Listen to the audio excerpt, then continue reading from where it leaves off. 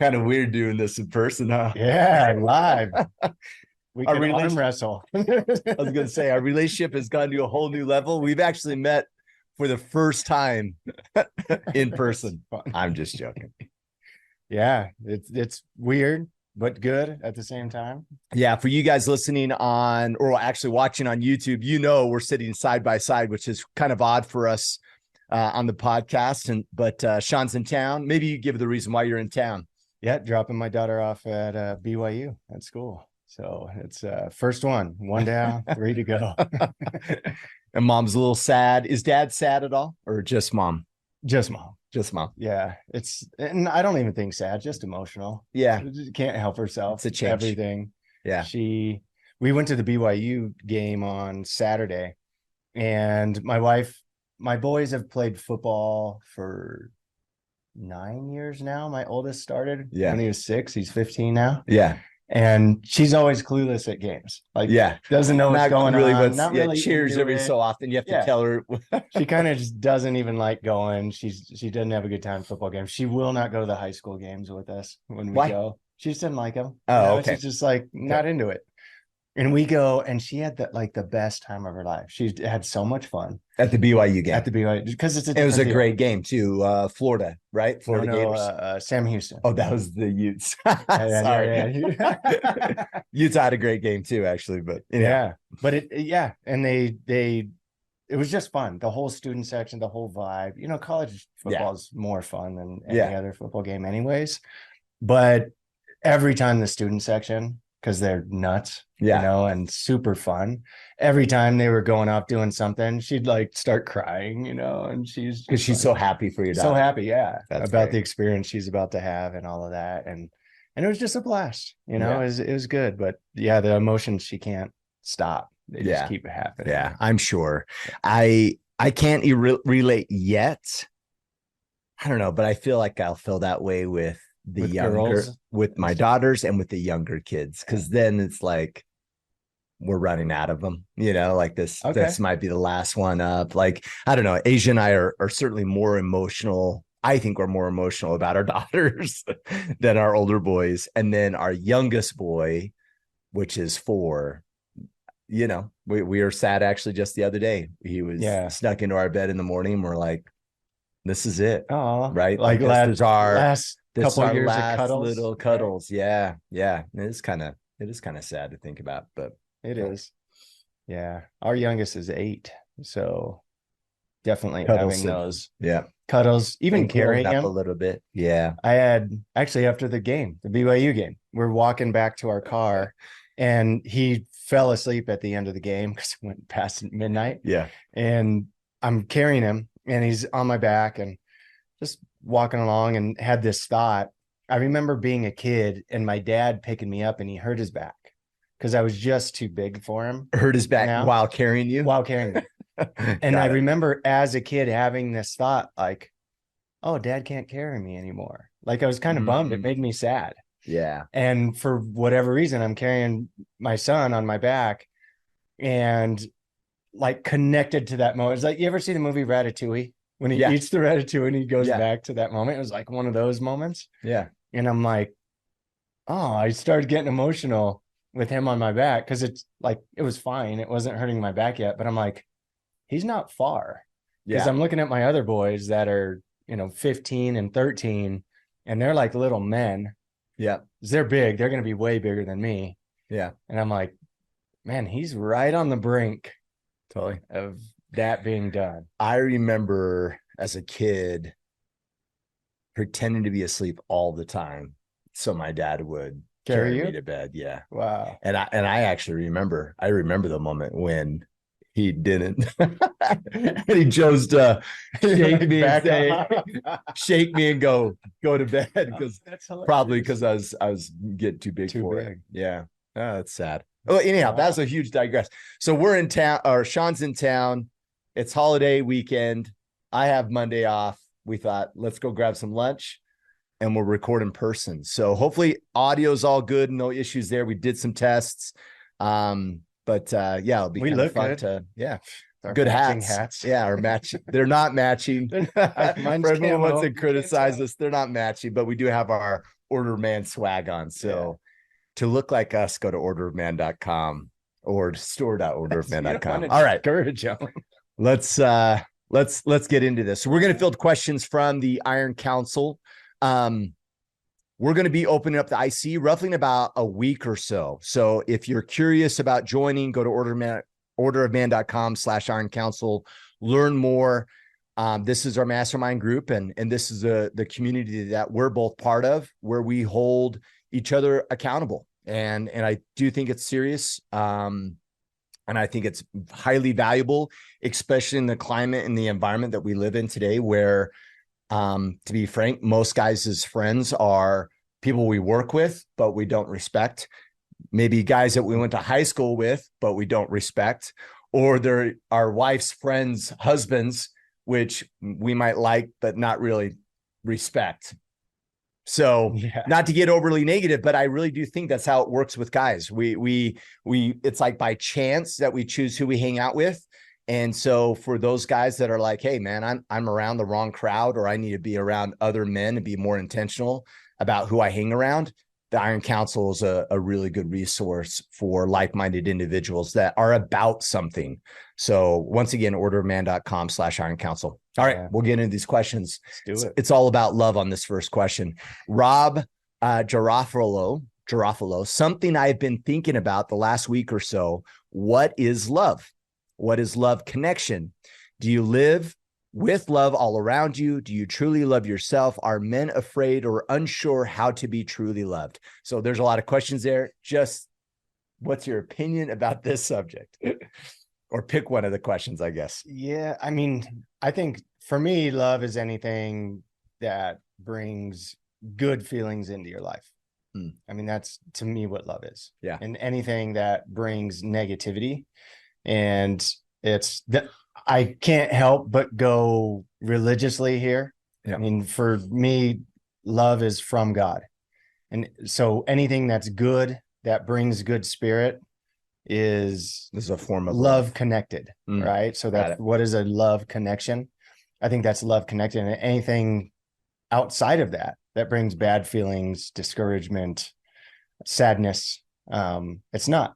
Yeah. And so love, like we were talking about my wife being sad, right? Yeah. Some people say, well, what if you feel sad? Yeah. But that's she's feeling sad because of a love connection, because she's in love with my daughter, because she's going to miss being with her all the time, having her be around. It's out of love that she's feeling the way that she's feeling. Yeah. So it's not making her feel bad about herself or a situation or something like that. And so for me, I think that's what love is. Anything that makes you feel good and positive about your life, your future, your surroundings.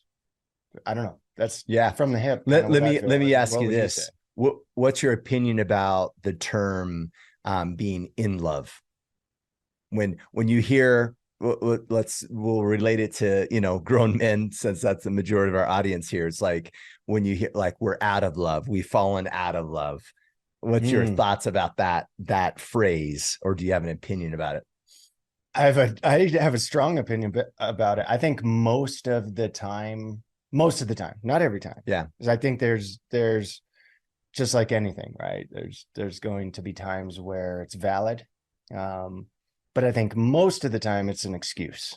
Yeah. For not wanting to do the work involved. That's like this elusive thing that we lost control of, and it's too late, and we're out of love. So, Yes. Right. And where you're not wanting to do the work to stay in love. And, or you hear people say, I love you, but I'm not in love with you. Yeah.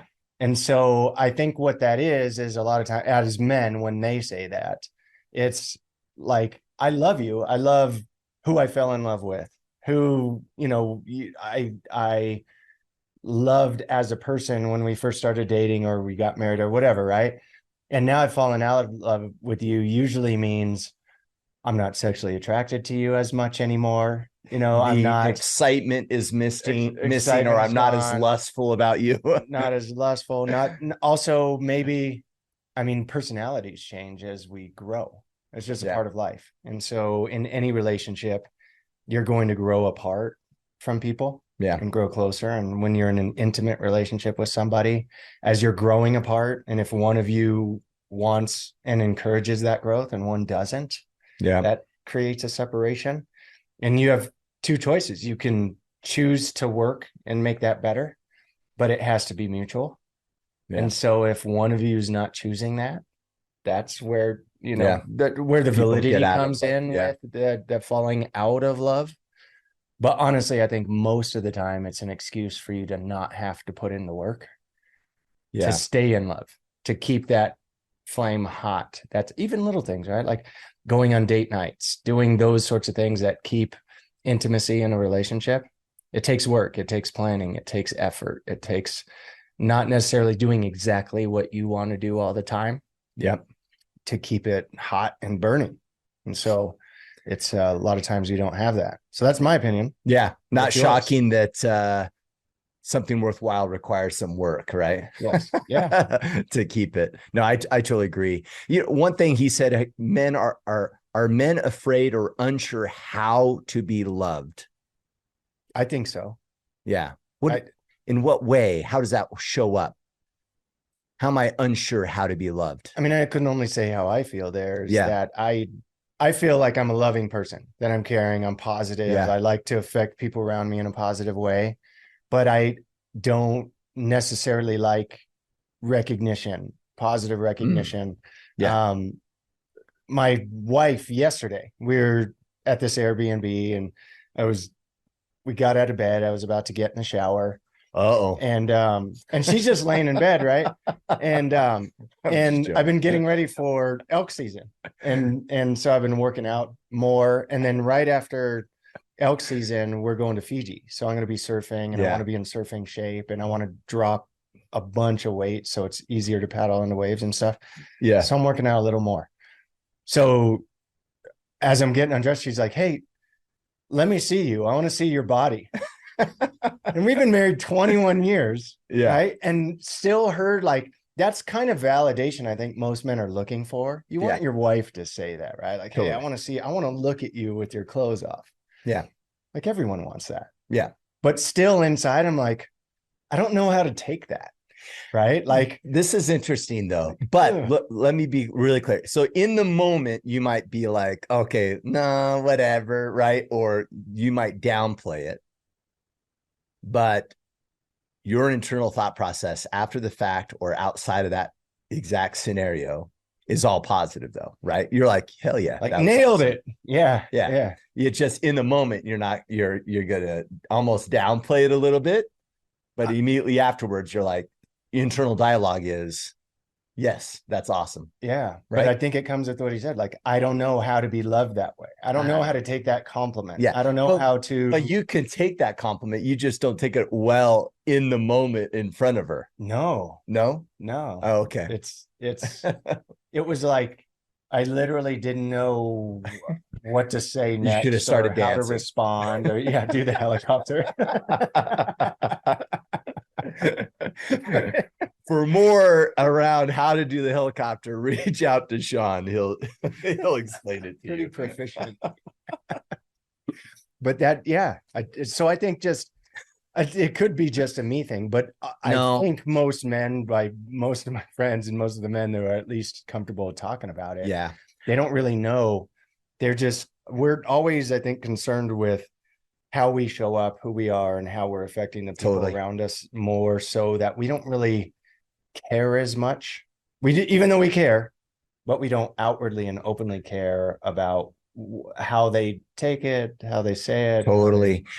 I have been, I'm exactly the same way.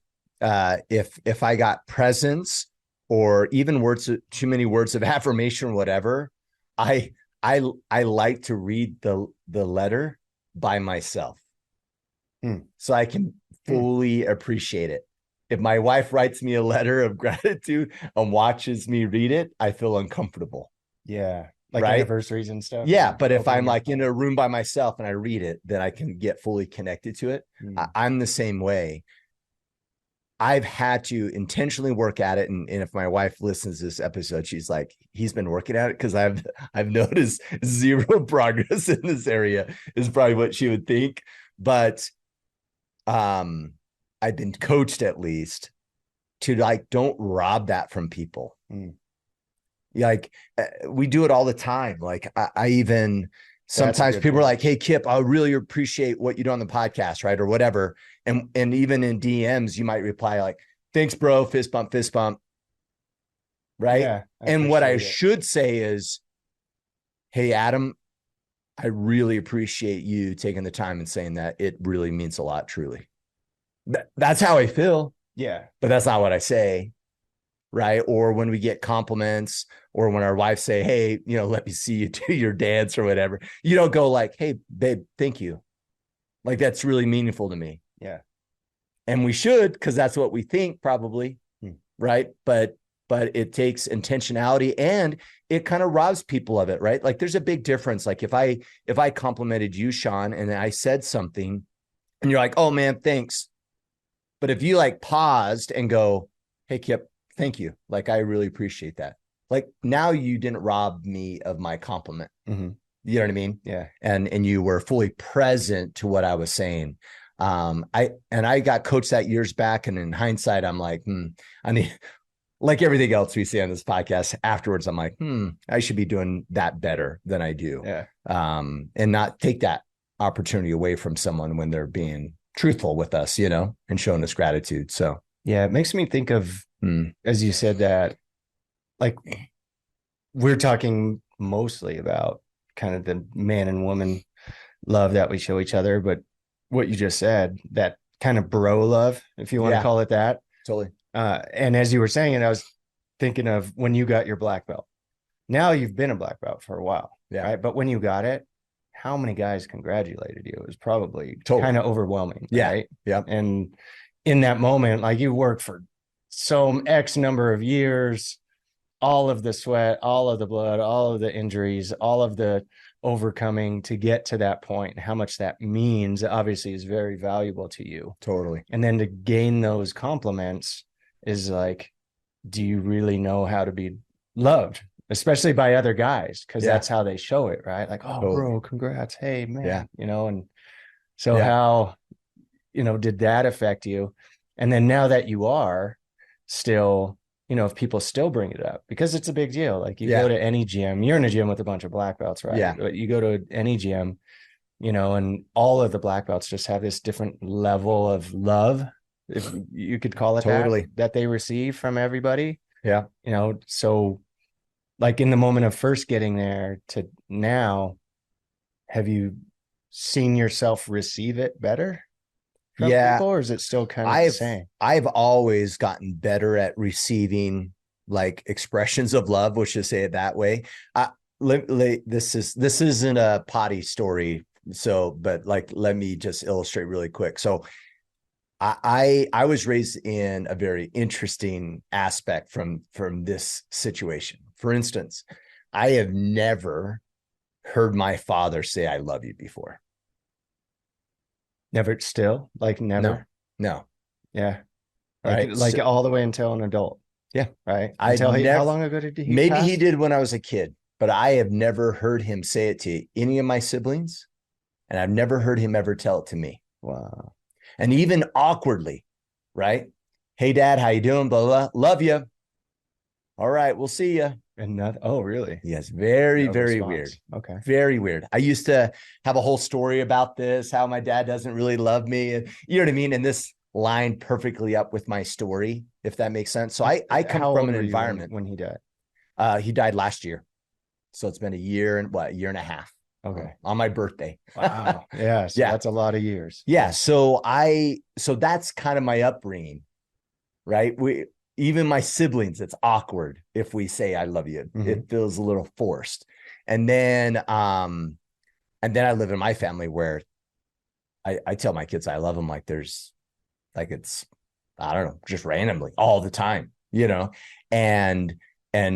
and it's crazy, even Jiu-Jitsu Brotherhood, or even in the IC, like the kind of relationship I've had with guys in the Iron Council, it is not uncommon that I will get a guy saying, Kip, man, I love you.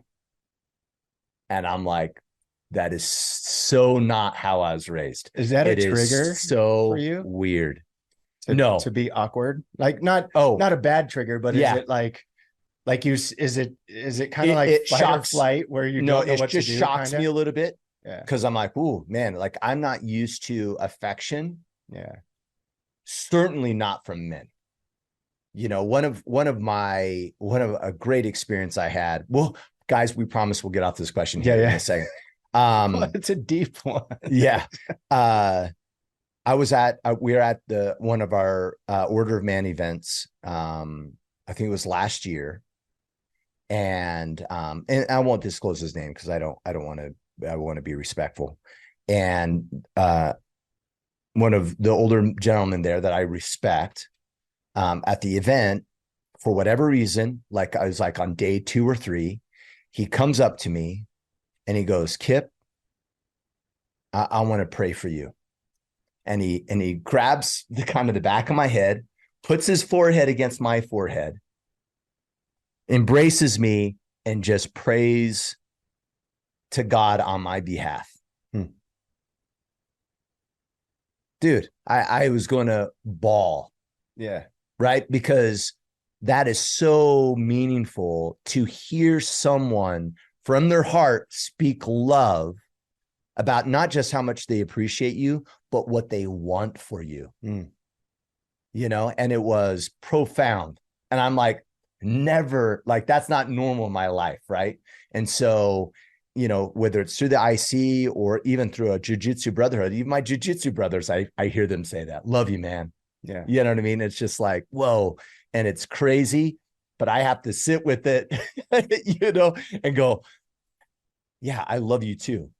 Right. Not do what I naturally want to do, which is just like, yeah, thanks, bro. You know what I mean? Yeah. And walk away. Like I have to get really present and like, yeah, that's, I love you too. I appreciate that, you know? Yeah.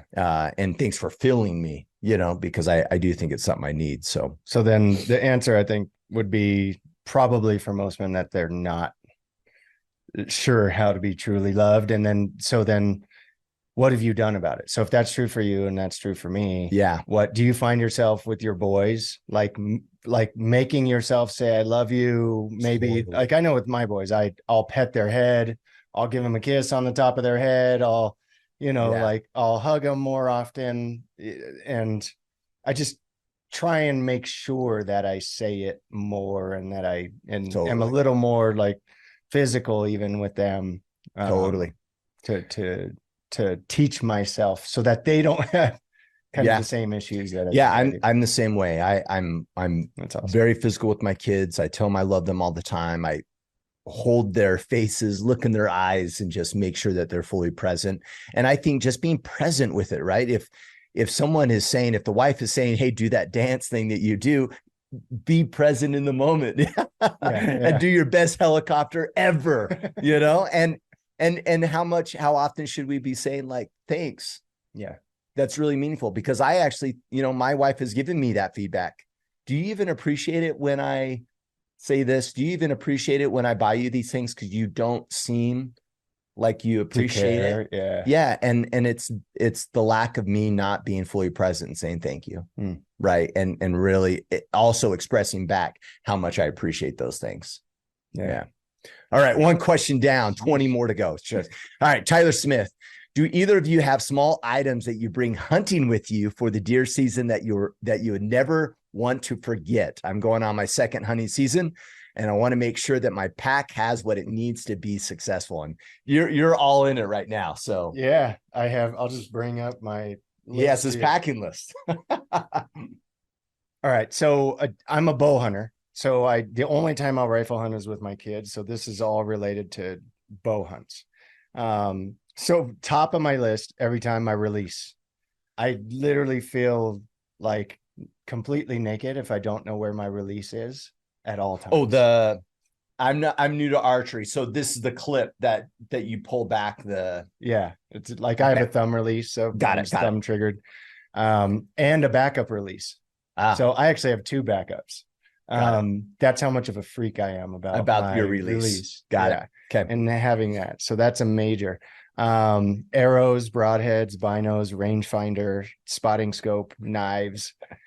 Those are all of like the things I think almost nobody forgets. Yeah. I shouldn't say that. When you do, because everybody forgets something at some point. They're like, but then here's the other stuff that I think a lot of people forget. Headlamps. Yeah. So a headlamp and a backup. Baby wipes are top of my list. Yep. So something. Yeah, I think so you could take a don't dump bring and feel once. good. Not just that, like let's say you're camping, cleaning. Right? You're cleaning, right? Like to clean yourself, to like you only have to not do it once. You only have to get rashy, like one time without it to kind of figure out you need it. Band-aids, and I bring Neosporin too. Yeah. Because you get blisters. Yep. That's gloves. I'm assuming you have gloves on that list. Zip ties. That's with my gear. Like, gear is all like my camo, whatever I'm going to be wearing. Zip ties that's one of those things when you kill, you need to attach your tag, and you'd feel like an idiot when you're out there and you have nothing to attach your tag with, you got a jimmy or something. Game bags. I think are overlooked a bunch. A Leatherman, a bone saw. Oh yeah, good call. Even the little small bone saw, some bone saw in some capacity is really helpful. An Allen wrench. For me, supplements. Now here's where mine is different than maybe others. I bring melatonin and a pillow. Yeah. So I could sleep on pretty much anything if I have the right pillow. And everybody's different there. Some guys like need to have a mat or something to lay on. I like the mat. I mean, everyone's different. For me, it's a pillow. So I need that. And then melatonin just helps me fall. Because when I'm hunting, we were talking about this a little bit at breakfast, that the scenarios that go on in your head and you can't stop thinking about all the different scenarios. And so especially at the beginning of a hunt, to be able to fall asleep, I found I just take 5 milligrams melatonin and I can at least fall asleep is helpful. And then socks, extra socks, obviously your boots, gear, tent. And then I have a camping box for when I'm going that has all the essentials for starting fires, being able to prepare food, or, just emergency type stuff, first aid kit, all that stuff is in my camping box. I make sure you're the bigger hunter here, so probably my thoughts aren't that as valuable, but and I don't even know what it's called, but I have it's almost like a manly fanny pack, but it's not a fanny pack, and it's like a straps here. Mm-hmm. And that thing is so valuable because I put my snacks in there, fire starting stuff that I need with me as I'm out and about. And if I didn't have that, and I was like trying to cram that stuff into pockets, it would be a mess. Yeah. So that bag is super critical to me. And man, I don't know if everything else that you've already said, I want to add anything to it. Yeah. There you go, Tyler. Good hunting, man. Yeah. Good luck. Best of luck. All right. Regan Huffner. What methods, modalities, principles, and etc. have been most helpful with healing and mental health after going through something very difficult or traumatic? Principles, methods as part of the healing process around mental health. For me, it's focusing on the future. So focusing on what's coming. And one thing I've been very good at since actually always, I think it's one of my blessings, is that I tend to overlook the difficulties I'm in now. I don't know if it's because growing up in a bunch of really difficult situations. Yeah. Just you learn to kind of like bury stuff. Yeah.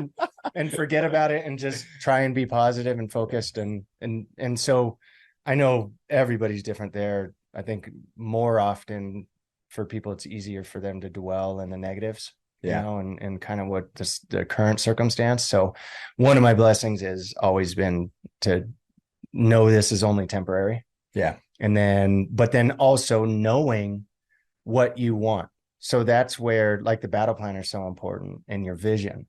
Yeah. Because if you are clear on your vision and what you want and what's coming for your life, then anything happening in between is, and if you also expect it to not be easy to get there and have that, then any of those unexpected things, or maybe even sometimes expected things that happen along the way, are just a part of the process that you knew or you were told were going to happen along the way to try and distract you or try and knock you off course from the things you're trying to achieve. And so knowing it and believing it are, for me, the things that have gotten me through that. And then the only other third one I could think of is, I think of when he's talking traumatic, the last traumatic thing that happened to me really was my mom dying.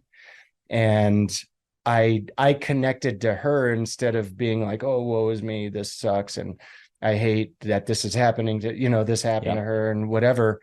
I acted like, well, what would mom want me to do? Would she want me to cry about it, to mope around, to be less productive, to not be the best version of myself like she expected me to be? Or would she want me to like suck it up and pull it together and go, follow my vision, like I was talking about? And so I think the combination of those few things of what has helped me. I think that's spot on. I think when we're in that space of anxiety, worry, and resentment and frustration and sadness and all those things, we don't complete the thought. No. We go, oh, well, this is a horrible, and then we don't go, so what are you going to do about it? Like, okay, awesome. Now what's next? Right? Like we just stay in that space of angst. I'm working on a bunch of stuff related at work to what I'm about to say, and I think it's a powerful concept. But most of the mental healing and traumatic and difficult circumstances are in the space of victimhood. And Tyler, don't take it for what it's worth. Like, try to hear me out here. Not Tyler, Regan, try to hear me out here, because I think this is critical. Is when we're in the space of victimhood, we're being acted upon. It's outside of our realm of control. And in a lot of cases, we have a persecutor, and that persecutor could be an event, could be a person, but it's this thing being acted upon us that holds us into that space of victimhood. And it's in that space that we feel disempowered. Why? Because we're a victim of it, because there's nothing we can do. And what I'm hearing is, what do you think? Well, what am I going to do about it? Which is not a form of being a victim. That's being a form of being empowered, right? And empowerment requires us to own our piece in it and determine what is next for us. And so I'm reiterating it, maybe just saying it a different way that Sean already said, is you need to get out of that space of victimhood and into the space of empowerment. And the way we do that is by being very clear what is within our realm of control and taking action around that realm of control. And one of the more powerful things that I've latched onto when I think of traumatic scenarios, or how I determine what's in my realm of control, is getting clear on reality versus the story. Here's the, and people might get sideways with what I'm about to say. Most traumatic scenarios that you've ever experienced in your life is your creation. Even if you were beat to the pulp from your parents, the trauma that you have is what it meant about you, not actually what occurred. And most of the trauma is actually in our interpretation of the event itself. And thus, who has ownership over the interpretation? You do. I do. And so we can get really clear between those two scenarios and deal in reality, right? Was your dad a jerk, or was he absent? Sure, he was absent. Did it mean he didn't love you? Yes or no? No, actually, it doesn't mean that at all. Back to my scenario. Doesn't mean my dad doesn't love me if he didn't say I love you. Not at all. No, not at all. Who knows?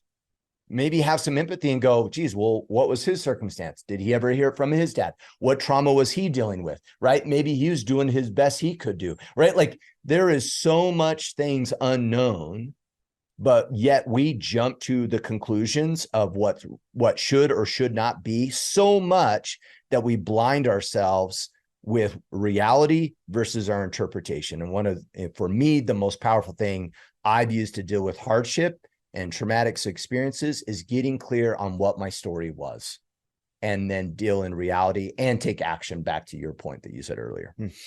I just had a thought as you said that. One more tool to use is who you surround yourself with. So as you were talking about the IC in the beginning, I had the same thought that most circumstances, as you mentioned, victimhood, most upbringings, most environments that people live in, we listen to our family members, people around us tell us that promote the victimhood. That. Yeah. You can't do that. Not for people like us. That's the cards we were dealt, and you just got to deal with it. Totally. That's the best we can do. Because you being a victim of our circumstance helps solidify the fact of I'm still a victim of and it's a collusion, right? Yes. Like if I can't get out, you can't get out. Hey, we're in this together. Woo, I feel so much better now. Now, at least I'm not alone. Exactly. And that's the old term, misery loves company. Yep. And that's so true in most circumstances. That's the majority of environments and the majority of people. So get into an environment. That's where the IC is so valuable, because I mean, how many guys have you seen get helped through traumatic experiences? I mean, it's weekly. We're dealing with that with guys and helping them through those situations. And I mean, I've been the IC now 4 or 5 years now. Yeah. And in that time, I've probably seen over 100 guys that were like, honestly, I don't know if I would have made it through there without your guys' help. In dark spaces getting through. Yeah. Good stuff. All right, Scott English, when scaling your business, did your vision change dramatically throughout the process? What tactics did you use to stay focused on your vision and keep from getting mired in the daily challenges of building your business? Oh, I see. Like almost distracted and just heads down in the process day to day and lose track of the long-term vision. The vision only changed in a sense that it got larger when I realized what I used to think was big. Isn't that big. Yeah. Got it. And so you can only stretch so much. Yeah. When I started my business, it wasn't possible. No, exactly. Until you got more knowledge. And so, I mean, I'll even go to as base of a level as income, because that's like a very low level when you're talking vision. Yeah. That's probably the lowest level is like monetary things. Yeah. Right. But that's why I think it's a good example, because I was working 70 to 80 hours a week at my prior job before starting my business to take home $3,000 a month. Yeah.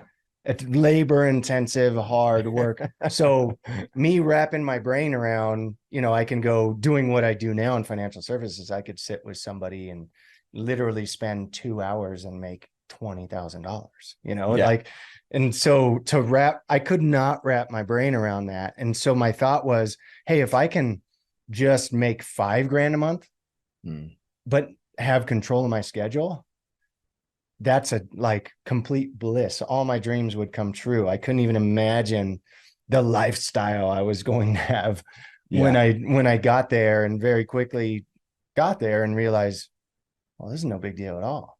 Like I could make $10,000 a month. What would that be like? Yeah, right. And I started trying to wrap my brain around that. There's no way I could think of making like a couple $100,000 a month. It was so figures unreachable initially. I didn't even know anybody. I didn't even know how that existed. Like, you knew it existed, but it's almost like believing in fairy tales. Yeah. Right. And especially the environment I grew up in, I was talking about, like we didn't know anybody who was like that. And so if you can't wrap your brain around it, you can't expect to have the vision for those things. And the thing is, if you don't believe the vision, so let's say you start with your vision too big. Yeah. That's why earlier I said you have to know your vision and believe it. Yeah. Because otherwise you're not committed to it. You're not going to execute when things get tough. Subconsciously. It was just a pie in the sky anyway. And you'll give up easy. Subconsciously, you'll give up on it. If you don't believe it. And so you have to go in increments. And so it'll change in that way for sure. But simultaneously, it's the believing it that gets you through the hard times and the difficult things and what's happening in between the daily challenges. it was Bill Gates, right? Love him or hate him, but one of my favorite quotes came from him. He was asked when he was building Microsoft. Yeah. Like Microsoft literally changed the world. And they asked him, what was that like? What did it feel like when you were building that company? And his answer was, well, it felt like I was going to work every day. Yeah. It didn't feel special. Didn't feel significant that way. We had this vision, this thing we were trying to achieve. We didn't necessarily know it was going to affect the world in the way that it did. We were just going to work. Yeah. And so I think sometimes we have this expectation that if we have this grand vision, that work's supposed to feel more significant, but it doesn't. So we just have to learn to accept that. Well, but also it's like, it's what I'm hearing is this is the grind, right? Yes. Right. Like we can have a great vision. We could be motivated by it or whatever, but in the end, guess what you got to do? You got to work. And then you trust the process and you consistently keep working. And back to his question, right? Tactics around staying focused on the vision. What specific do you do? So you're grinding, you're working. How do you not lose focus of the long-term strategy? Or is your strategy so sound that, hey, if I just execute, we're going to get there. So I don't need to constantly look at my vision to like make sure I'm going in the right direction because I'm just executing. Yeah. Well, and that's the thing. Like we're the first civilization in human history that has thought that you're supposed to enjoy your work.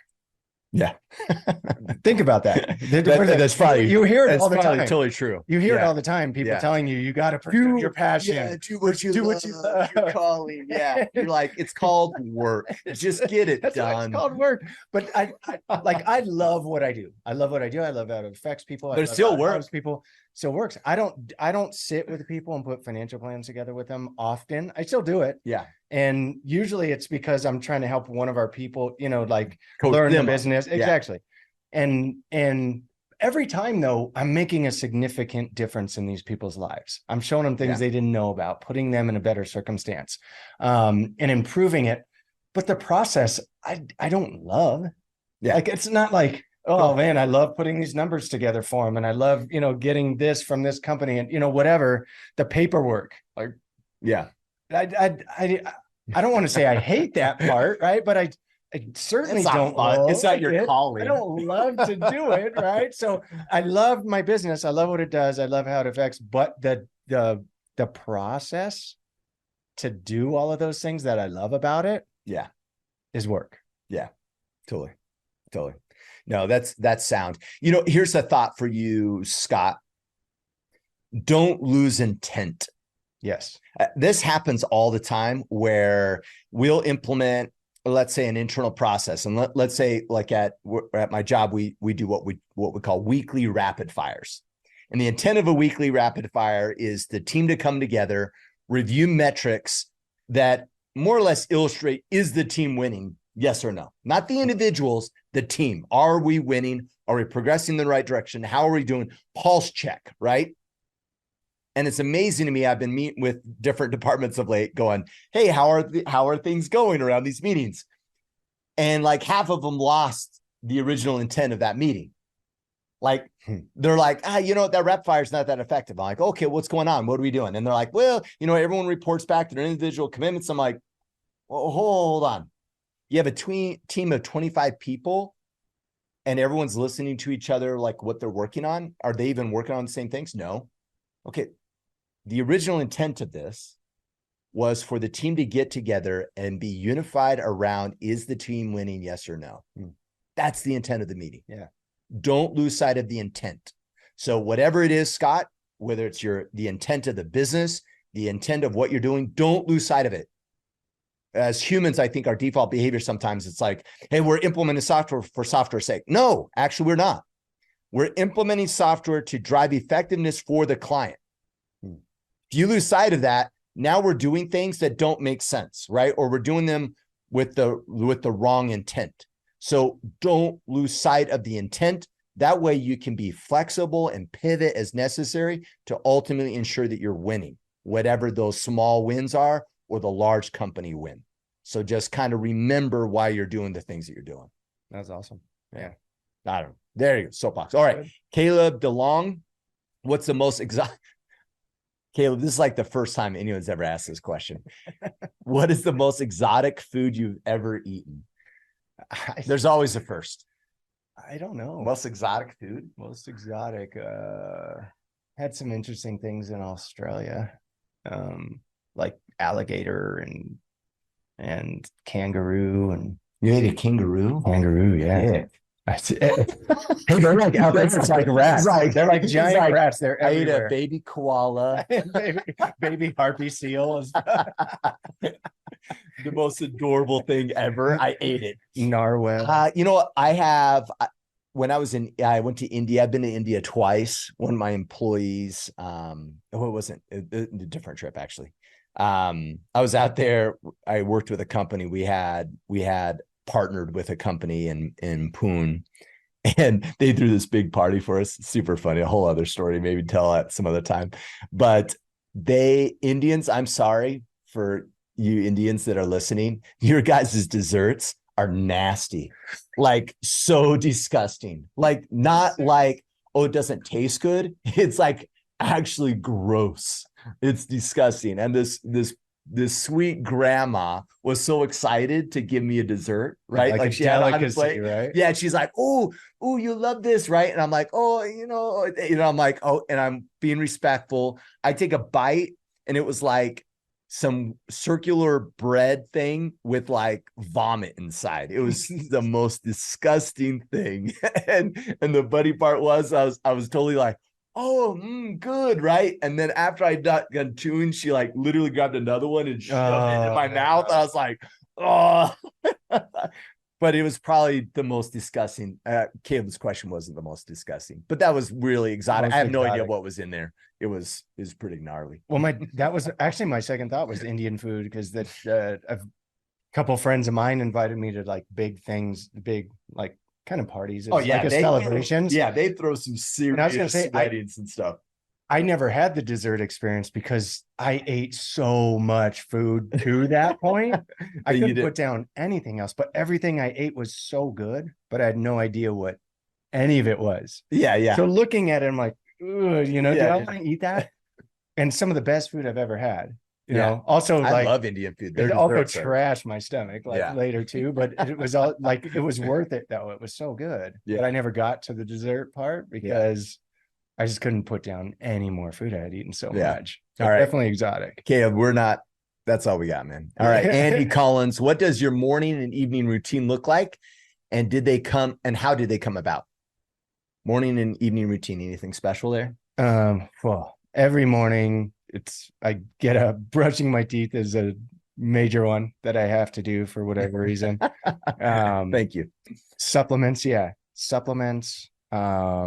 I reading, and then now it's kids routines for stuff. Like I've been taking kids to seminary for, even before I started having kids. My sister-in-law lived with us. And I took her early morning seminary.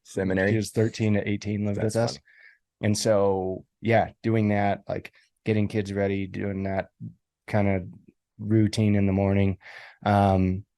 And it's different seasons for me. So right now is elk season.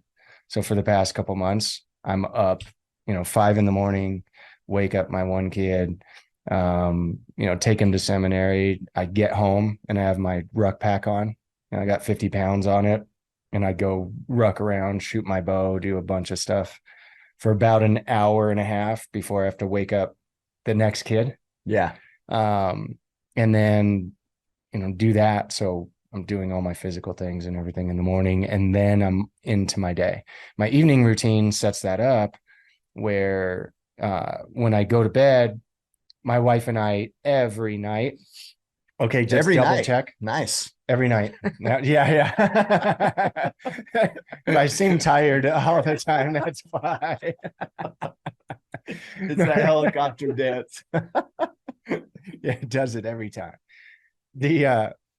No, we look at our planners every night just to double check. So we do this Sundays as a family, but then nightly it's like, okay, what do we have tomorrow? Who's doing what? Remember, you got the kids at 2:30. You're like, what crap? Yes. So it's that, making sure that everything's calendared, that we know ahead of time. and pre-planning the next day. So that's our routine where we're in bed. We go through that. It's just part of the routine. It'd be hard for one of us to fall asleep, I think, without being on the same page, ready for the next day, just so we can, we're maximizing every day. But that's totally the normal routine. And then nightly routines before that, I will put in, like, we make it a point to have dinner together as a family almost every single night. Yeah. So it's really a rare circumstance that knocks us out of having dinner together. Got it. Yeah. I mean, I don't have much difference. I mean, obviously we have family prayer and kind of like a scripture kind of reading thing before bedtime. And then usually I start yelling at kids about going to bed around 8 until about 9:30. Then I start dropping the hammer around 10 and I'm throwing bodies by 10:30. That's my evening routine. Mornings, I mean, I work out almost every single morning. So I just get up and work out, but I usually take my pre-workout, sit at the table, write in my journal while I wait for my morning caffeine to kick in and then head off to the gym. So I haven't been I don't know, man, at one point in my life, like probably about a year and a half ago, I had a really solid morning routine. I had would journal, I'd meditate. I did like a 5-minute yoga stretch thing in the morning and it felt awesome. And all the time now when I think about it, I'm like, why aren't I doing that now? And I probably should be. So, well, that's the seasons thing I talked about, right? Yeah. I mean, everything, it should evolve. Like if you've done the exact same thing for the past 20 years, something's probably wrong with that a little bit in some capacity. That's true. But, it certainly can change. I also, Sundays are the only day I switch it up. So Sunday morning, my routine is I still get up early and I still do some reading and some other things, but I also make pancakes and bacon for the whole family. That's like our family thing. Yeah. And then I go wake them all up and then we all have breakfast together before church and stuff, and so we do that. So that's like a tradition. Yeah. Right. So I think traditions are a good part of routines as well. That's what they'll remember. Right. Yeah. All right. Trevor Stevens.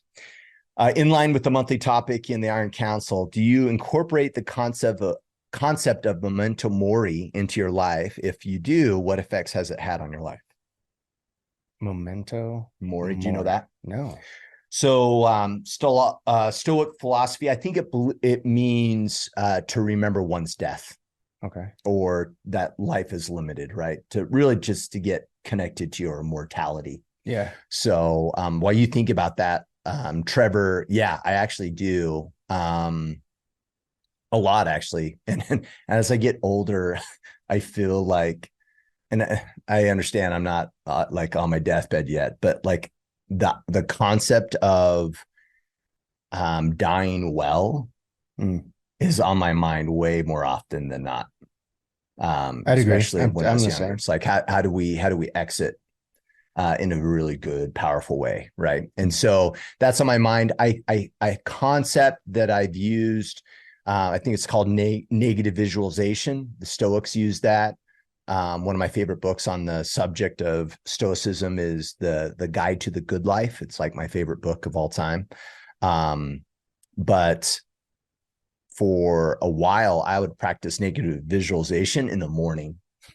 And so what I would think about is that and it's not really negative. It's true that today's limited and there's maybe not a tomorrow for my kids. There's maybe not a tomorrow for my wife. There's maybe not a tomorrow for me. And to get really present to that really changes the way I say goodbye in the morning. It really changed how present I am with my kids if they want to play. And so, I think that concept of Memento Mori is critical for us to really get present to what blessings we have and to take advantage of the time that we do have, because it's not guaranteed for us, and it's obviously not guaranteed for those in our lives. I got introduced to this by my friend Ed. Actually, he quoted Michael Landon. I don't know if you remember Michael Landon. Little House on the Prairie, Okay. Highway to Heaven. He produced the dad. Okay. But he also produced all of those. Oh, I didn't know that. He was a Hollywood producer, and he was famous for producing all of the wholesome, quote unquote, shows. Yeah. They were all faith-based, they were all values-based, you know, and good message. Very good message. Very positive, uplifting, you know, all of those things. And he died of cancer, like fairly young, not really old. And he had this great quote when he was on his deathbed. He's like, man, I wish someone had told me sometime in my early 20s that I was dying. You know, and they were asking him, you know, like how he felt about his life, his accomplishments, all this stuff. He's like, I wish someone told me when I was young that I was dying. Yeah. And I would have done a little bit more. I would have pushed a little harder. I would have tried more things. I would have totally. And this is a guy who did a lot of great things with his life. Yeah. Right? And he still feels remembered well more. Yeah.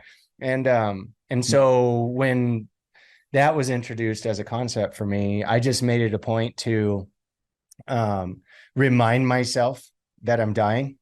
Yeah. And so that I push that little bit harder, that little bit more, that one more time, that one more thing, that one, you know, more little bit of effort before the day ends. And then every time I drive, I'm really fortunate now. I live in a place in Tennessee where in California, you didn't see graveyards.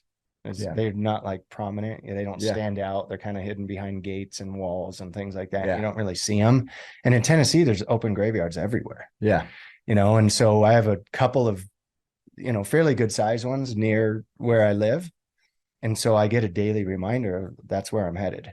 Yeah. And I actually like it. Yeah. Because every time I drive by one, I remember, okay, am I on track today? Yeah. What am I off track? Am I letting things slip? It helps keep me accountable to, am I giving it my best and my all today?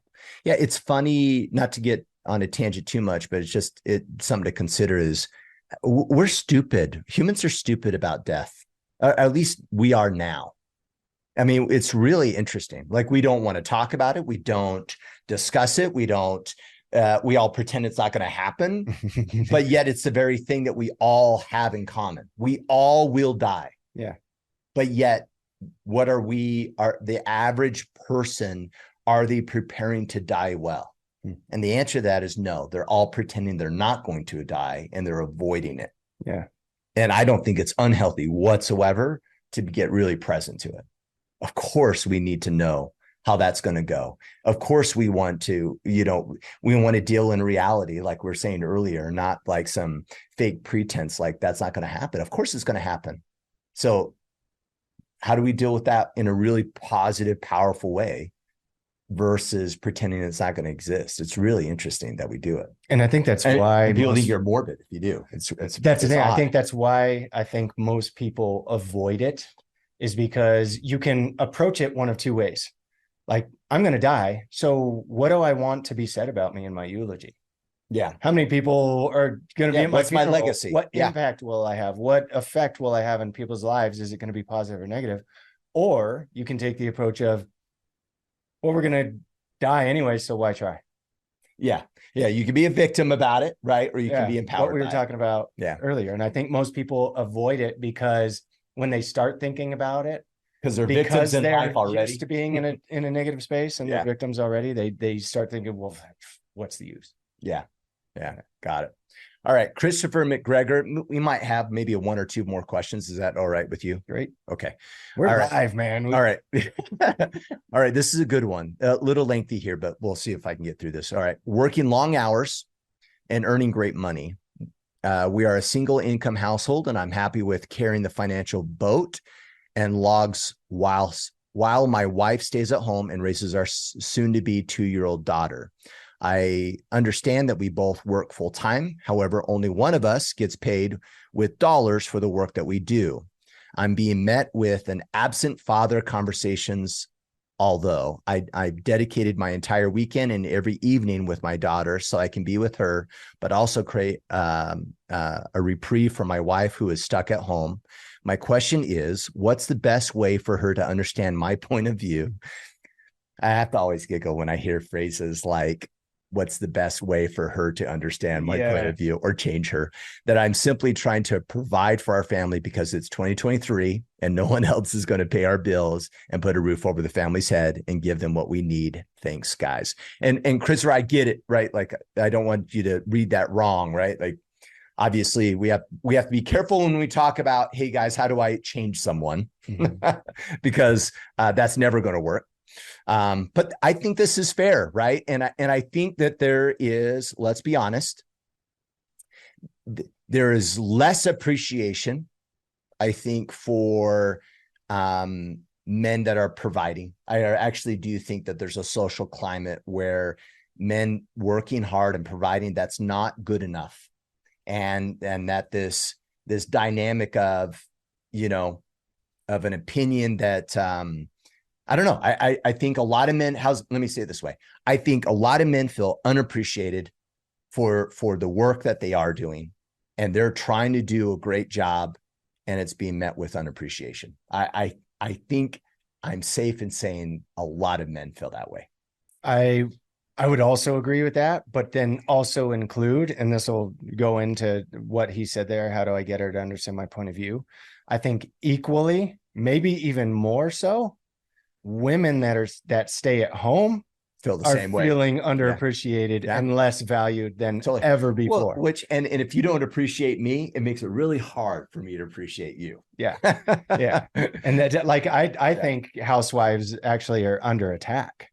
I agree. By most of media. Well, and most society will say that, what, you're working at home, full-time mom, taking care of kids, the most important thing in the world. Geez, you're not living a life of fulfillment. Yeah. You need to get a job.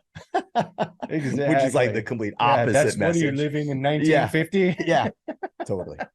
Yeah, they get criticized for that, right? Heavily, I think. Yeah, I agree. And so it's tough on both ends. And so because it's tough for both, you're probably both feeling fairly equally this angst and unappreciated. Yeah. And so I think the important thing for you, instead of asking us what we can do so that she can understand your point of view, is that you ask her. And it's better to have a proactive conversation, even though it may be uncomfortable, but be like, hey, look, because when you started the question, my thought was instantly, okay, is this guy doing date nights? Is he making the time to, have dinner with his daughter or whatever it is to have time with his daughter? And by the way, your daughter's only 2. It's going to get way worse as she gets older. And as you have more kids, if you're planning on that or whatever it is. So it's only going to get harder. It's not going to get easier as she gets older. So you're going to have to make those times. It sounds like you're making the times. And if it's still not enough, the most important thing you need to do is have the conversation with your wife and say, hey, hon, I just want you to know from my perspective, I'm there every night. I'm trying to let you have your, like, quote unquote, days off or, time with the girls or whatever's important to you. I'm there, every night with our little girl. And I felt like I was doing what I could to be a present father in the home. And it doesn't feel like you feel the same. So what is that for you? Like, what do you feel I should be doing that I'm missing? Because I want to be a present father, but that's what I want for our family and for our home and for you, because I appreciate what you're doing. But from your perspective, what are the things that I'm missing? Totally. That would fill that gap. Well, and if you don't mind me suggesting this, like, he as part of this process, you have to get off of the right and wrong kind of judgment that we see, right? Well, she feels this, but I'm doing this, so I'm right, she's wrong, she misunderstood. No, or I'm already doing it. I'm already doing it, right? Like, stop the interpretation of right and wrong here. The reality of it is you're doing what you're doing, and the reality of it is she doesn't feel like you're spending enough time with family. Period. That's the reality. So address the gap. Honey, I feel like I'm making an effort here. I feel like I'm really doing this. You're not feeling it. What does that look like? Like, because here's the other rub, right? Is Okay, well, maybe it's not time, right? Maybe it's what we're doing when we're at home. Maybe it's actually, maybe she doesn't give a crap about getting release from her day with the kids. Maybe she wants to spend time with you. And maybe she doesn't want you to spend that much time with the 2-year-old. And it's really about you and her time that she's really complaining about. That's right. Maybe right? he's not doing Like, date nights, right? Yeah, That was exactly. one of the first Exactly. things So so you guys just need to have the conversation and say, hey, what does that look like? I mean, one of the more powerful questions I ever had with my wife, and I use it as an example, is, one time I came home and said, hey, honey, what does it look like to be really rich? Like, what is that? And she goes, us being able to go to Europe whenever we want and not feel guilty about it. Oh, okay. Well, I do the math and you're like, oh, shit. So what we're talking about is flexibility of time. Right? Was that a different definition than what you thought like it was? In my mind, I'm like, oh yeah, more money. Right. And this is like probably about 5-6 years ago. I was reading this book on wealth and I was like, oh my gosh, like we're going after the dollar, not around the experience. Right. And that was a breakthrough for me. I was like, oh my gosh, like how we saw that was drastically different. Or I give you another example, even from a work perspective, right? I might go to an employee and say, hey, are you loving your job? Do you love it here? And if they go, well, I'm kind of sideways, or I'm a little, not all in. Okay, why? Well, because I don't feel appreciated. I don't meet that with, no, I appreciate you all the time, blah, blah, blah. No, I shut up and I go, okay, you don't feel appreciated. Got it. What does that look like? And for one person, it's, I don't get feedback enough from you, Kip, around the work that I'm doing. Another employee might be, I wish you would prioritize our one-on-one so you could tell me what I'm doing good, what I'm doing bad. We don't do enough social things on the team. Like, the answer is not right. It's not wrong. It's just different for everybody. And so you need to get present of what does that look like for your wife? And she might be crazy and she might go, I don't want you to work 8 hours and I want you to only work 4 hours. Right. Yeah. And then you get to go, okay, well, instead of making her wrong, go, all right, well, but honey, if we only work 4 hours, based upon our current circumstances, I could only bring home this much money. That's a problem. Or I won't have a job. Yeah. Or I might lose my job. Okay. Yeah. So that won't work. So let's, you know what I mean? And let's process and walk through and identify what that looks like. And that's it. But at the root of it, you got to stop making her wrong.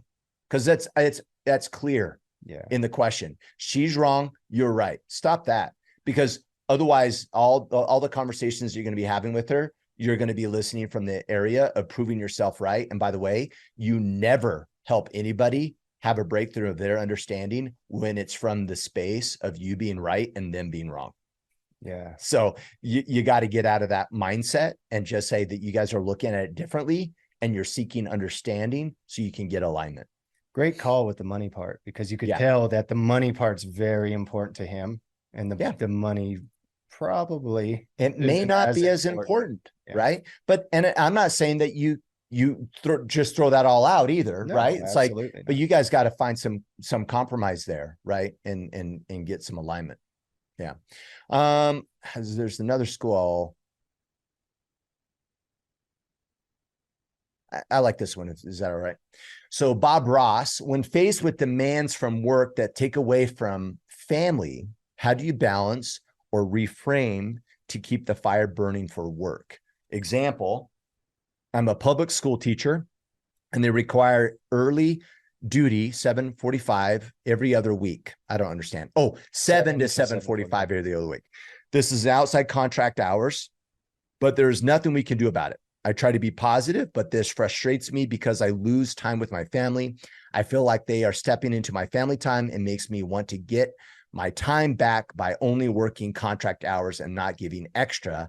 How can I reframe my thinking? I like this. Like, work is expecting something almost to the point that, let's be frank, Bob feels unappreciated, right? And he's what I call silently quitting.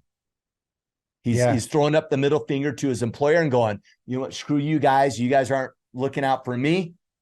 And now I feel like doing the bare minimum from a work perspective because my employer's not taking care of me. Yeah. Huge insights here for all of us that run companies.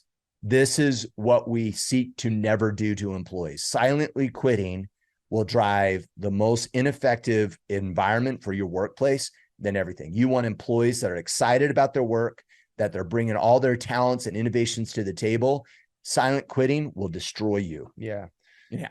I digress. So this is from the hip. My first thought is, if you're in any corporate or bureaucratic environment, you're going to have to deal most of the time with stuff you don't like. Because they don't give a crap. Yeah, because they don't give a crap. And there's a bureaucracy and there's red tape and there's all this stuff.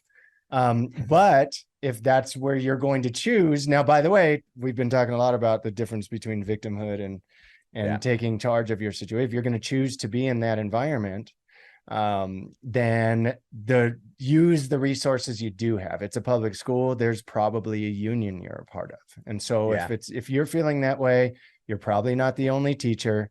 You need to approach the union and tell them, hey, this is what's happening. They're requiring this outside of contract. It's taking away from my family time. I'm already putting in the extra hours. I love teaching and doing what I'm doing, but I think this is unreasonable. Are other people having the same thought? And then at the next union meeting, they can bring that up. They can find out if it's an actual issue through the district, and you can attack it that way. And the more people that work on the school board or in the district at a higher level, the hopefully better and more positive effect you can have in that. Really, that's all you're going to be able to do. And then if that doesn't do anything, then you have to do what you can inside of that bureaucracy. Totally. And instead of being a victim about it, you have to figure out, okay, this is how it is now. Where can I gain back that family time? What can I do? Do I get us all up earlier? Do I create other spaces to be with my family? How do I go about it? And you just get better at planning and utilizing better the time that you do have. I have two thoughts. One, I actually had this conversation with an employee literally last week, and I'll share that one second. The first, let's assume the public school system is doing something that makes sense, which I know might be completely shocking for a lot of people listening, but let's assume they are. Or you're in a similar scenario with Bob, employees requesting of something, or your employer's requesting of something that doesn't make sense, and you get checked out about it. Your job is to get enough information so you can get behind it. So in this example, I'd say, Bob, why? Why do they require the 7/7/45 every other week? What's the intent? What are they trying to accomplish? What's the overall objective, right? And if you don't know what that answer is and you can't get behind it, then you need to ask the questions to get behind it so you can show up powerfully around that ask, or understand it well enough that you could possibly put yourself into a position to debate it and come up with a better idea. Mm-hmm. Otherwise, you're a pawn and you don't even know why you're executing on what you're executing on. Show up powerfully. Powerfully means I know exactly why they're trying to do this. I know what the intent is. Maybe I agree, maybe I disagree, but you know what? I'm willing to give it a good run, or I so highly disagree with this and I understand it so damn well that what they're asking for, that I have a better idea that I'm going to bring to the table, and we're going to address this issue another way. Like, get behind it. Don't be a victim of it. Right. And then that way you can show up powerfully, whether in the positiveness of this or in the negative of pushing back or giving a better idea. The last thing that some advice that I got, and I was sharing with an employee last week, was the more we can integrate our families into what we're doing, the more that we're not robbing time from them. Let me give you an example. So if I'm working super hard and I'm in the office and my kids don't even know what I do, and dad just leaves in the morning and he comes back at night and dad's never here with us, and there's a complete separation between the two. Imagine that experience. Or the other experience of, hey kids, guess what dad gets to do today? I'm working on this thing. I got this big project coming. We're going to do this code over this weekend, so I'm going to have to work. It's going to be super tough. You guys should come into the office. Let's grab lunch. Why don't you have dinner? Why don't you rob the snack drawer here at the office, and we'll have a little picnic in one of the conference. Like, your kids need to know what you're doing, because what you're doing is for them. And why? and why. And the more you can integrate them, they will support you, they will understand it, and they have a healthy relationship with work and the balance, and they see you doing it. Don't rob them of that learning experience to be part of your work. Don't do it. It's going to benefit them. My kids are here in the office all the time. They think it's just a snack place. They know where I sit. They know where all the treats are, right? Like, but they're here and they know what dad's work is. They know what dad does, and it's good for them. It's good for them. Integrate them. Let them know what you're doing. That way, when you go to work, it's not dad's choosing that over us. It is dad's doing that thing, right? Just like they are cleaning the room, just like dad has to do this work. We're all working together. We're a unit. We support each other. Create that opportunity for them to support you. And I think that will create a much healthier environment when you have this struggle of dynamic between work versus family. I'm really glad you brought that up, because that's how I coach the entrepreneurs that we coach.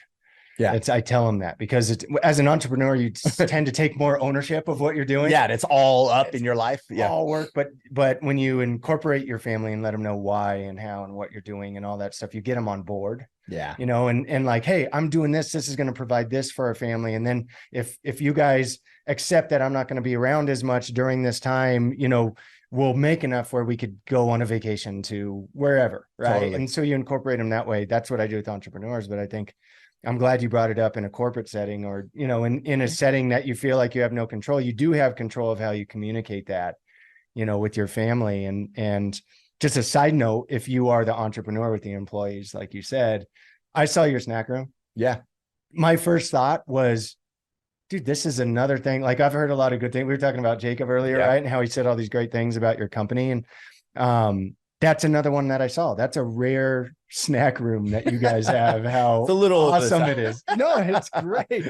That was one of my first thoughts. Like, I've heard all these great things about this company already. Here's one more thing they're doing right. Yeah. It's as dumb sounding as it might sound to most places. You walk into that and you're like, wow, anything I could ever hope to have as a snack or something, just to, it's here at my disposal. You know, that's powerful. Yeah, totally. Yeah. No. All right. We got to wrap up. I got pickleball and you got family waiting for you. Yeah. So a couple call outs. We already mentioned them. Iron Council is going to be opening up in roughly about a week or so. To learn more, go to orderofman.com/Iron Council. If you haven't joined us on Facebook, go to facebook.com/group/Order of Man. Of course, you can get your Order of Man swag from the store. That's store.orderofman.com. And then connect with Mr. Mickler on Twitter and Instagram at Ryan Mickler. There was something else I was going to say, and I can't remember what it was. You know what? How's this? Maybe a little teaser. So I was talking with Ryan last week. We have powerful conversations each week in the Iron Council. And maybe I shouldn't be putting him on the spot here, but I thought, you know what would be really powerful is to get a glimpse out to you guys that aren't in the IC of what it's like to be in the IC.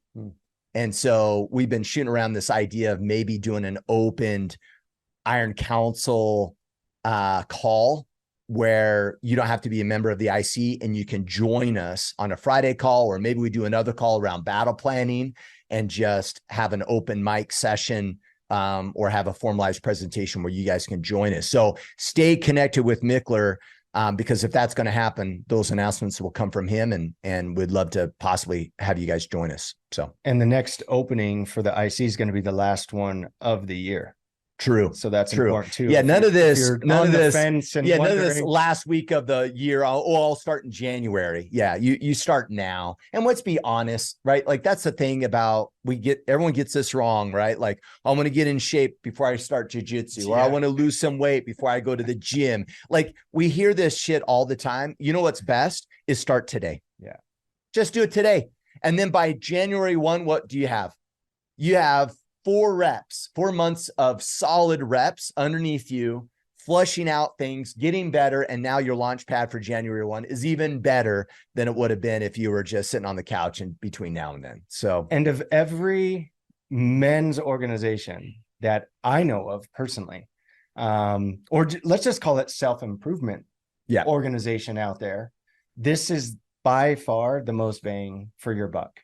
Without a doubt. In my opinion, and I've seen them all. And I mean, Yeah. what is it? 90, but what is it? 90? I don't even It's know. less than $100. Less than $100 a month. And to have all the resources, all the calls, the battle teams, the accountability, the conversation disposal is so much more value than you're going to get from any other place. And then compare that to the other dumb things you spend $100 a month on, right? Like your Netflix or whatever, like how much does that help you in comparison? Yeah. Right. So again, if you're on the fence, there's any excuse you can make, we can debunk that for you. But like Kip said, just pull the trigger. Yeah. Yep. And you'll be happy you did. Okay.